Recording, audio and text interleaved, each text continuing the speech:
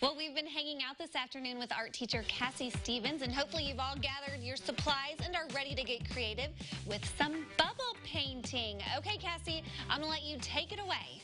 Okay, so the first thing you'll want to do is make sure to do this in a cookie sheet or some sort of tray. That's really going to help you contain the mess. Doing this outside would also be ideal. And I'm just going to start with a little bowl like this, and I'm going to fill it with some water. And I'm not doing any sort of measuring here. I'm just going to pour a little bit of water in. And then once I've got that in, I'm going to take some dish soap. It doesn't matter what brand of dish soap you're going to use. You're just going to squeeze that in.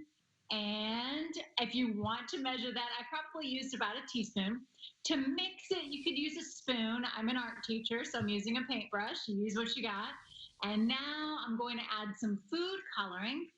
And if you don't have food coloring, you could still do this. You just won't be able to print very well with it. You could also use any sort of craft paint. Watercolor paint would be fine. I'm just adding a couple of drops of blue food coloring, and then I'll stir that once again, and then you'll need a drinking straw, but you will not be drinking. You're going to be blowing bubbles. If you have a small child, you might want to make sure that you emphasize that, but trust me, they would only drink it once before they learn so fast not to do that again. You're going to put your straw in here and then just blow outward. So when I do this with kids, I encourage them to take a deep breath in. And then they'll take their piece of paper and smash the bubbles. And I didn't quite add enough dye or food coloring to mine, so I'm just going to go back and add a little bit more, trying to conserve my supplies as we all are. So I'm going to try that again, stir it up, take a deep breath, and then smash. And then you'll end up with some really cool bubble prints. And these papers can be used later for collage or making cards, but my favorite thing to do is then to get another glass jar and do the process again, but with a different color, maybe like pink, and then print over that. So the more that you print over and overlap, the cooler the designs will be. But really, it's all about, I don't know if you can see it very well, it's all about the process of doing it. Kids love this. It's so much fun.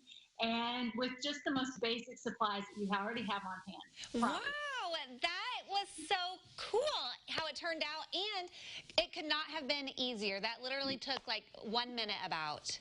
So simple. Yes. So what I was encouraging my my kids to do when we did this during our science portion was to fold these in half and write cards to friends, grandma, grandpa, people that were missing right about now.